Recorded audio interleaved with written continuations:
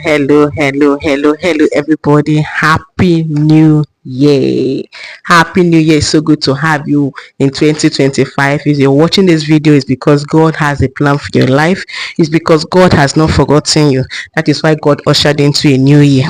The Bible says, I know most of us had plans for last year we did not achieve, and most of us are saying, what are they doing Happy New Year for? What is good about the new year? It's good though. God has been merciful to us. We didn't lose our life last year. Despite the challenges of last year, God saw us through, and we are in a new year. So this is going to be one of the best years we've ever had. We've not had 2025 before. So it's a new year. So expect good things to happen to you because good things are coming. Our general overseer, Pastor Adeboye, said that this is going to be a landmark year. So we're expecting landmark blessings, landmark victories, landmark breakthroughs. Okay. So today I want to share with us hack for the new, simple hack for the new year, something that will make this 2025 worthwhile for you, something that will make 2025 a good year for you, something that when you put into place you will enjoy the rest of the year. Okay, so I'll be taking my text from the book of Luke chapter 14 verse 28. Luke 14:28.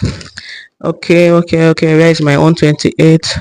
Where is my own 28? And the Bible says, for which of you intending to build a tower do not sit down first and count the cost, whether I had enough to finish it. Okay, so I took my test from Luke 14:28. Okay, so we're going to talk about the things that we can do to make this year that is going to be enjoyable. At the end of 2025 we'll beat our chest and say, God has been merciful, God has been good. Okay, one of the things you can do at the beginning of the year is to pray.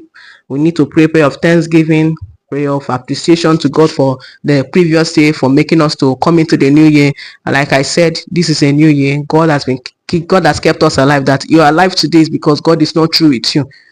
It's because God is not done with you. If not, you would have abandoned in the previous year. Some people lost their life 31st night, some 30th, 31st they lost their life, but God has kept us in. So even some people died first, some died second, but God has kept us and He has brought us into the new year. So He has brought us into the new year. So we need to thank Him. We need to thank Him for the new year, and we need to start by committing the new year into the hand of God. Start the year with God.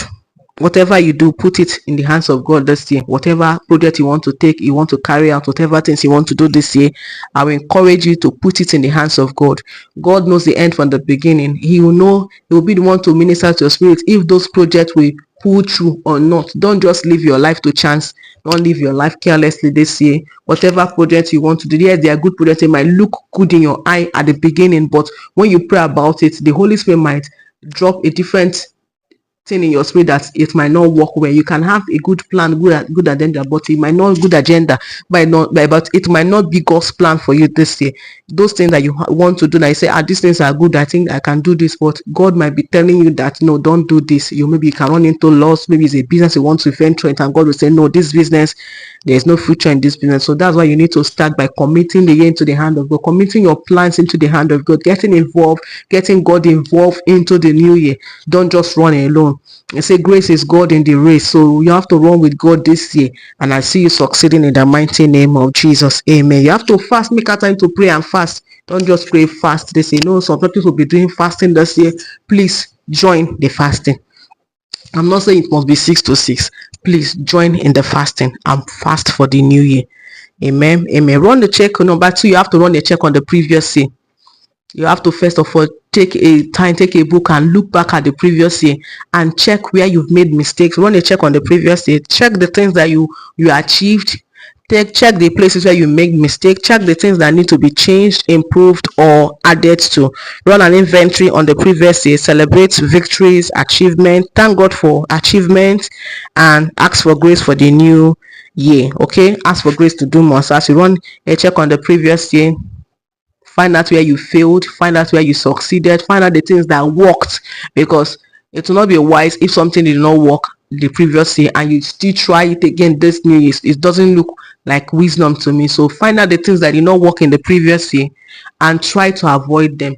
Find out the things that worked and do more of those things. That is one of the things that will make your 2025 a good year.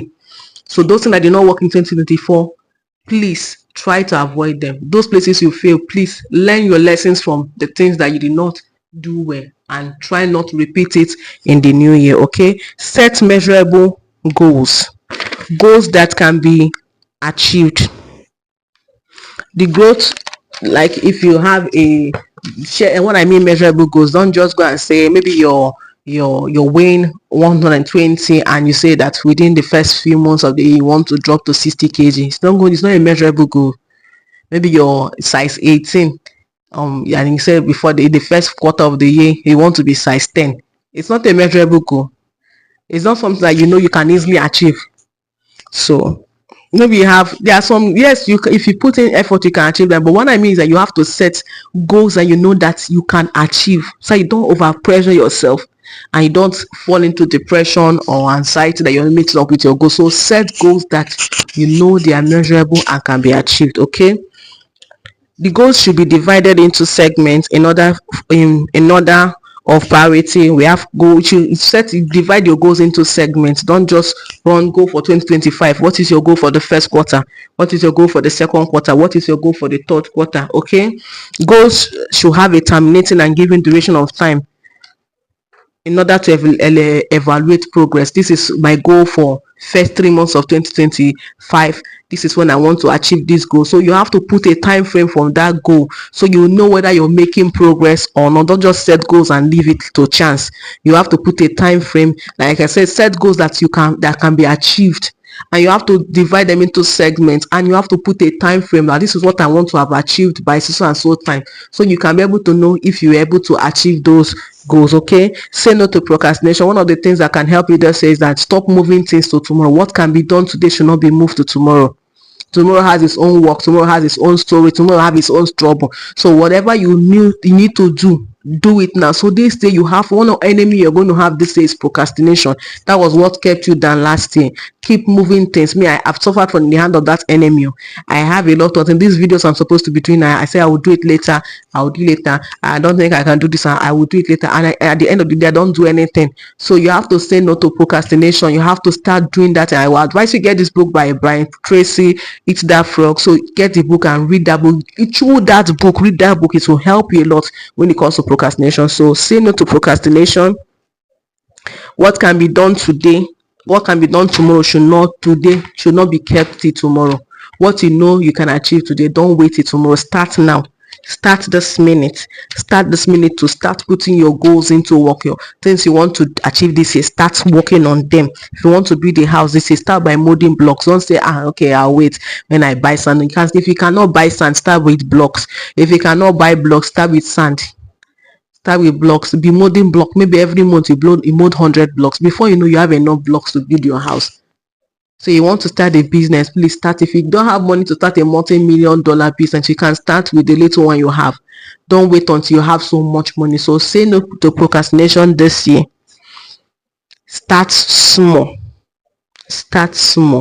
Okay, start small and God will see you through. Okay, God will see it. Number 4, try new things. Be versatile, be dynamic. Try new things, new approach, new method to things. Try new things. Don't be afraid to try new things. Don't be scared to start new things. Say no to fear. Try new things, even though it doesn't work for others. We don't all have the same destiny. Even if they say nobody have done this, be the first to do it. Try new things. Most of the things that were invented were new things. The light bulb, Thomas Edison kept on trying until he invented. He has learned 1,000 ways not to build an electric bulb. So try new things. Don't be scared this year. Don't be scared to jump. Don't be scared to try new things. That's one of the things that will make your year a worthy year. At the end of 2025, you look back and say, it was a good year. God bless you. I pray that this year will be a great year for us. If this video was helpful, please give it a thumbs up, like my channel, subscribe to my channel, and hit on the bell icon so you could get a notification when I post a new video. So these 4 hacks I've shared with you, if you do these things very well and use it very well, at the end of 2025, you'll be coming back here to share your testimonies. God bless you. In case you've not given your life to Christ, this is a new year. This is the right time for you to give your life to Christ. Say, Lord Jesus, I come to you today. Please forgive my sins. I accept you as my Lord and Savior, and I believe in my heart that you died and rose from the dead to save me. With my mouth, I confess you, Lord, over my life. Thank you for saving me. In Jesus' name, amen. Amen. Congratulations. God bless you, and do have a wonderful and a fruitful year. In Jesus' name, amen.